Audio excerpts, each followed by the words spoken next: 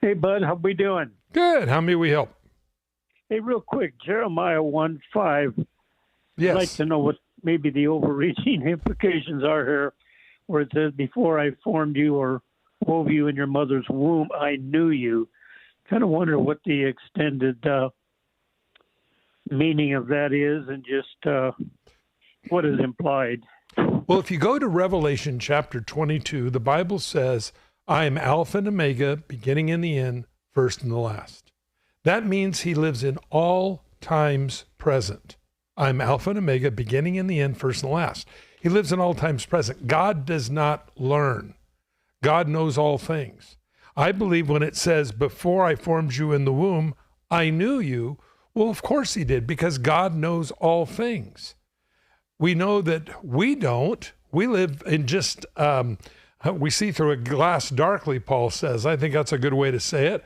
But when we finally get to heaven, I believe we'll see God face to face. We'll know him as he is, and we'll understand how he could record for us such prophecy, such things in the future, because he knows all things.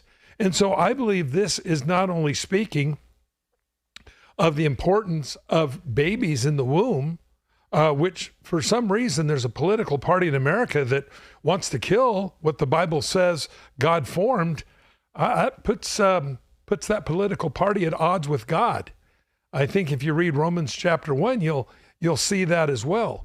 But when it says, before I formed you in the womb, I knew you. Isn't that great to know? Nothing takes God by surprise. And the rest of that verse reads like this: before you were born, I set you apart, is what sanctified means.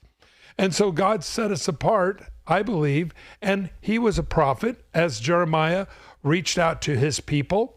I believe that God has really honestly set all of us apart for his purpose if we'll yield our life to him and let him have his way with us, so that we can truly say, as Jesus, when he taught the disciples to pray, thy kingdom come, thy will be done on earth as it is in heaven. Until I'm born again, it's my kingdom come, my will be done. But after we come to Christ, now, Father, no longer I, but you that live in me. That's what we want to be about. Your thoughts? Yeah, exactly. And I think the overreach here would be to take that verse and to try to make it say that we as humans existed before we were born. That's what some people do. Some people take this verse. I believe the Mormons do that sort of thing. But some people take this verse and they try to say, because it says, before I formed you in the womb, I knew you, they try to come up with this idea that somehow we as humans existed before we were born. That is New Age teaching. That is false teaching. That is not what that verse is saying.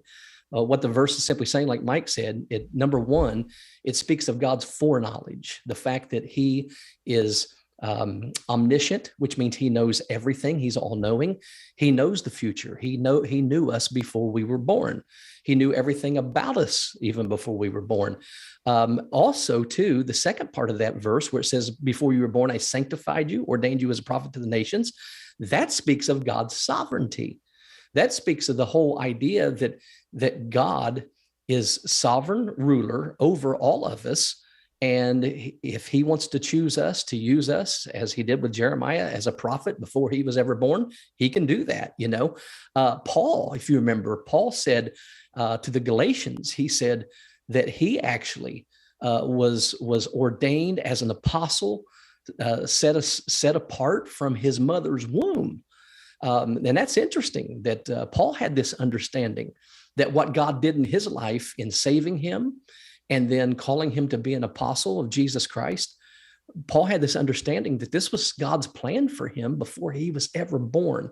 And so there, what we see, again, is the foreknowledge of God and also the sovereignty of God working out his plans and purposes in our life. And so that's really what the verse means. And I think to go anywhere else with that would be overreaching. So, Mike? Hope that helps.